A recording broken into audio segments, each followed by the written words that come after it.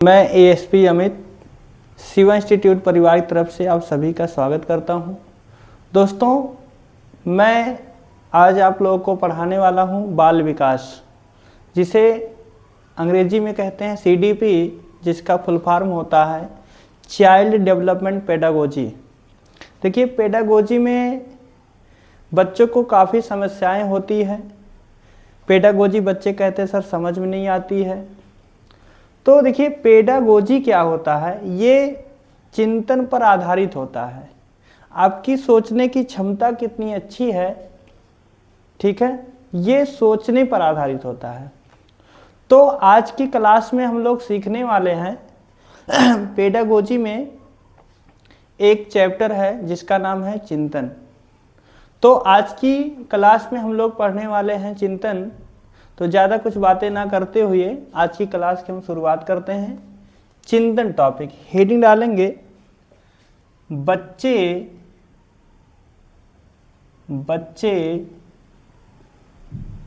चिंतन कैसे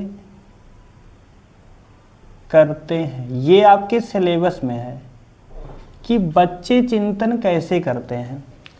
सबसे पहली बात दोस्तों ये समझना है कि चिंतन कैसे किया जाता है, चिंतन के लिए कौन से तत्व आवश्यक हैं, कौन से तत्व जो है अनिवार्य हैं।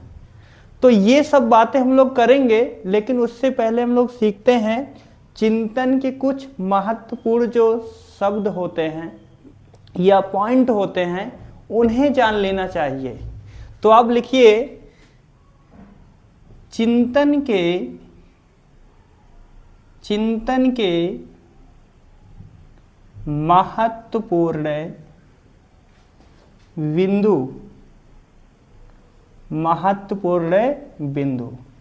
जिसमें पहला बिंदु है चिंतन एक ऐसी क्षमता है जो मानव को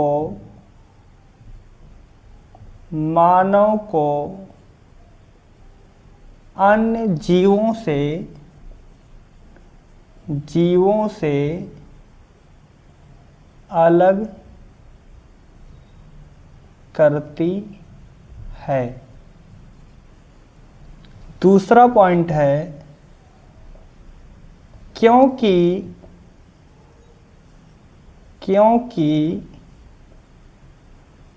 प्रकृति ने संपूर्ण जीवों में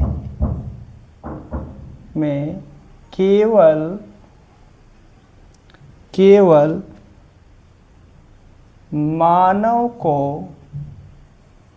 मानव को ही चिंतन करने की क्षमता प्रदान की है।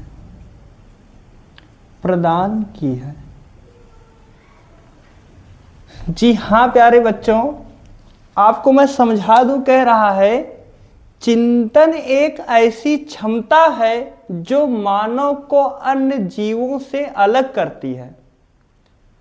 तो इससे एक बात यह स्पष्ट होता है कि चिंतन ही एक ऐसा आधार है जो मानव को अन्य जीवों से हमें क्या करती है, अलग करने का प्रयास करती है। आगे देखते क्या कह रहा है, क्योंकि प्रकृति ने संपूर्ण जीवों में केवल मानव को ही चिंतन करने की क्षमता प्रदान की है।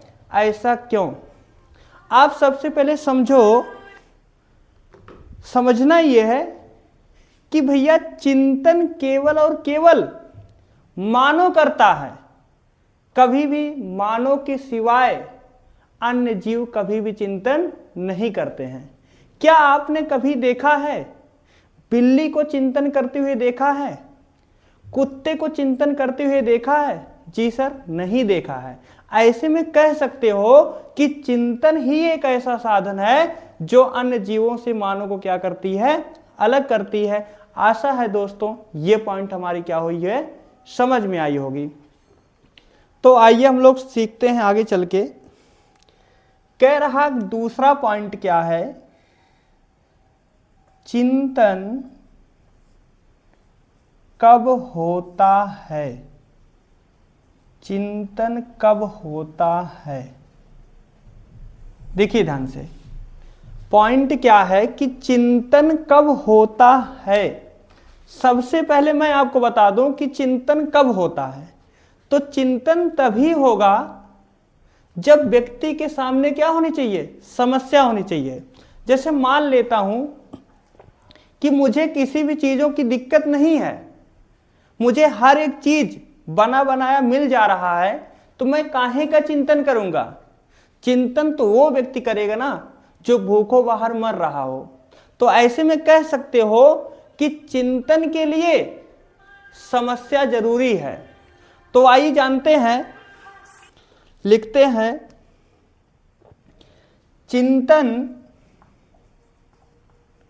चिंतन की शुरुआत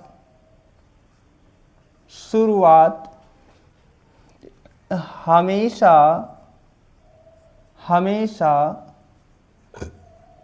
समस्या से होती है। देखिए ध्यान से, कह रहा कि चिंतन की शुरुआत हमेशा और हमेशा किससे शुरू होती है? समस्या से होती है। इससे यह पता चला कि जब व्यक्ति के सामने समस्या होती है तो व्यक्ति चिंतन करना शुरू कर देता है। तो अगर यह प्रश्न आता है कि चिंतन कब होता है, तो आप बता सकते हो कि व्यक्ति के सामने जब समस्या होती है तो व्यक्ति तुरंत ही क्या करता है? चिंतन करने लग जाता है। तो आइए हम लोग जानते हैं चिंतन की परिभाषा क्या होगी। चिंतन की परिभाषा क्या होगी? तो चिंतन की परिभाषा को आप हेडिंग बनाएंगे, चिंतन की परिभाषा। लिखिएगा चिंतन की परिभाषा। जैसे चिंतन एक संज्ञानात्मक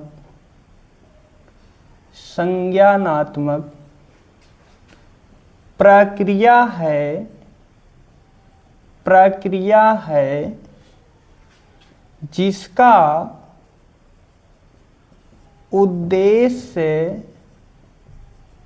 उद्देश्य किसी समस्या का समाधान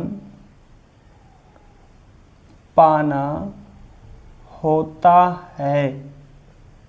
देखिए कह रहा कि चिंतन एक संज्ञानात्मक प्रक्रिया है जिसका उद्देश्य किसी समस्या का समाधान पाना होता है।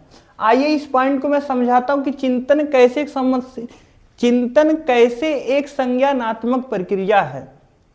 भैया ये बताइए, मान लेते हैं आपकी गर्लफ्रेंड आपको छोड़ के चली गई हो और आपको उसके बारे में जानकारी ना हो, तो क्या कभी आप चिंतन करोगे?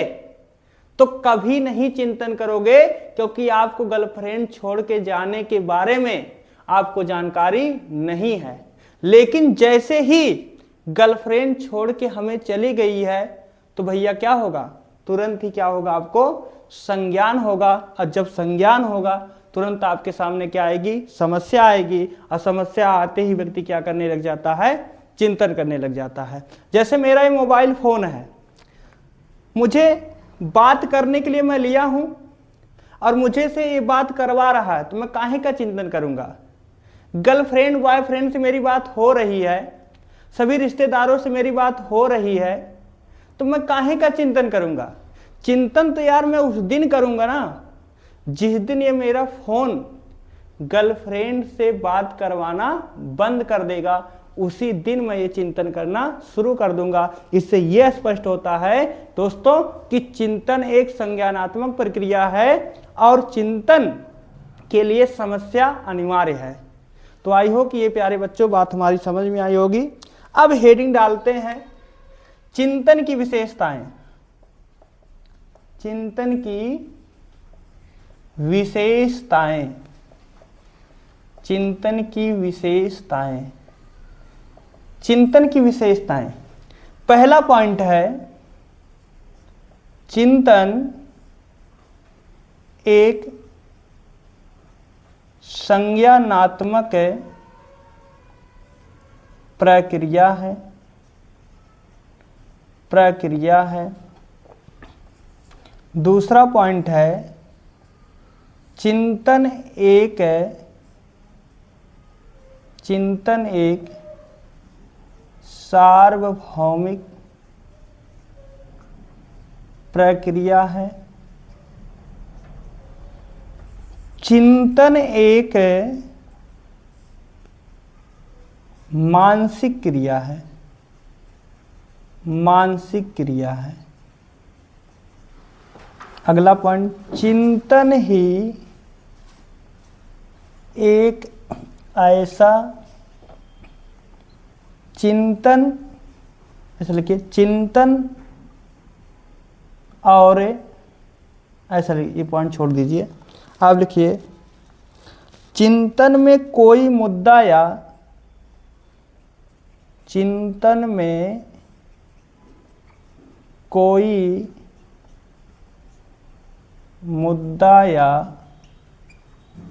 विचार जरूर होता है। चिंतन कल्पना से अलग है। चिंतन एक तार्किक प्रक्रिया है। तो दोस्तों ये आपके चिंतन की विशेषताएं हैं। वैसे तो चिंतन की बहुत सारी विशेषताएं हैं, लेकिन इनमें से कुछ हम मुख्य चिंतन की विशेषताएं जानेंगे जो आपके सीटेट के परीक्षाओं में अधिकांश पूछे गए हैं। करा कि चिंतन एक संज्ञानात्मक प्रक्रिया है। कहने का मतलब यह है कि भैया आपकी गर्लफ्रेंड आपको छोड़ के चली गई है, जब इसका संज्ञान होगा, जब इसका पता होगा, तभी तो आप चिंतन करोगे। तो अर्थात से यह स्पष्ट होता है जब किसी भी घटना के बारे में हमें जानकारी होती है तभी हम चिंतन करते हैं। उसी जानकारी को क्या कहते हैं? संज्ञानात्मक प्रक्रिया। अर्थात चिंतन एक कैसी प्रक्रिया है? संज्ञानात्मक प्रक्रिया है, जबकि चिंतन एक सार्वभौमिक प्रक्रिया है। आप सोचिए ध्यान से, चिंतन क्या मैं ही चिंतन करता हूं? क्या आपके घर परिवार वाले ही चिंतन करते हैं? दुनिया का हर एक प्राणी चिंतन करता सिर्फ और सिर्फ जीव में जानवरों को छोड़कर हर एक मानव चिंतन करता है। यह क्या सार्वभौमिक प्रक्रिया है। चिंतन एक मानसिक क्रिया है। क्या आपने कभी सोचा कि चिंतन कैसे मानसिक क्रिया है? आप सोचो, जो व्यक्ति कोमा में चला गया हो, कोमा में रह के कोई चिंतन कर पाएगा यार? अगर ऐसा होता तो मैं क्या कहता, भाई ऐसा करो, मैं 10 दिन कोमा में रह के चिंतन करूंगा। क्या ऐसा पॉसिबल है? नहीं पॉसिबल है, क्योंकि भैया चिंतन के लिए क्या करना पड़ता है? दिमाग लगाना पड़ता है। इसलिए क्या कहा गया? चिंतन एक मानसिक क्रिया है। तो मेरा मार्कर गिर गया, मैं उठा लेता हूं। आगे क्या? चिंतन में कोई मुद्दा या विचार जरूर होता है। आप सोचिए, इस समय बिहार का चुनाव हो रहा है, बिहार में बीजेपी वाले सत्ता जीत गई है, जबकि आरजेडी हार गया है। तो मुझे बताओ, कुछ ना कुछ तो मुद्दा रहा होगा ना। अगर मुद्दा नहीं रहा होगा तो कैसे आरजेडी हार गई, कैसे जो बीजेपी जीत गई? इसका मतलब यह है चिंतन करने के लिए कुछ ना कुछ मुद्दा और विचार जरूर होता है। तो ये है भैया मुद्दा और विचार। अगर चिंतन कल्पना से अलग है, बिल्कुल सही है। अब इसको मैं समझाने का प्रयास करता हूं कि चिंतन कैसे कल्पना से अलग है। मैं कहा कि मैं पानी में दौड़ता हूं, तो ये कल्पना है। क्या वास्तव में आप पानी में दौड़ लोगे? ऐसा कभी नहीं दौड़ पाओगे। लेकिन मैं अगर ऐसा करता हूं, मैंने ये कहा कि मैं कैसे पानी में दौड़ सकता हूं, ये चिंतन है। तो इससे एक स्पष्ट होता है कि तर्क ही कल्पना और चिंतन को अलग करता है। अगर मैंने कहा कि मैं पानी में कैसे दौड़ सकता हूं, ये चिंतन है, और मैंने कहा मैं पानी में दौड़ रहा हूं, ये कल्पना है, जो कि तर्क ही चिंतन से कल्पना को अलग करता है। आगे कह रहा चिंतन एक तार्किक प्रक्रिया है। चिंतन में भैया तर्क लगाना पड़ता है, दिमाग लगाना पड़ता है, बहुत ज्यादा जो है दिग्भ्रमित होना पड़ता है। तो आई होप कि प्यारे बच्चों मेरी सारी विशेषताएं आपको जो है चिंतन के बारे में आपको समझ में आया होगा। बस आज की क्लास जो मेरी होगी यहीं तक होगी, बाकी मिलते हैं अगले वीडियो के साथ। धन्यवाद दोस्तों। कहाँ मारता आप?